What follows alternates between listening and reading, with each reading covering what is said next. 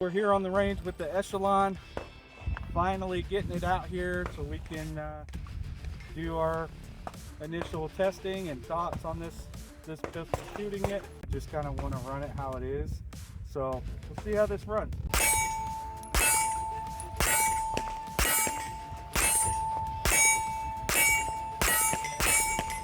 But I will say so far I like this trigger.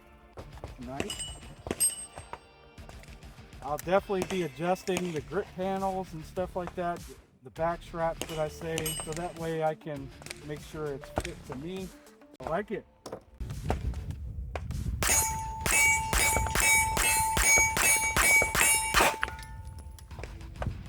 Alright, shoots 124 good, shoots 115 good.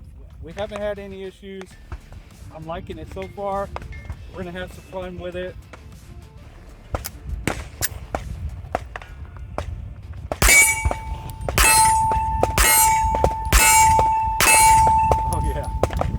That shoot, it feels like it's even flatter with the duty rounds versus the 115s and the 124s. It felt much better to shoot, so I'm definitely enjoying this.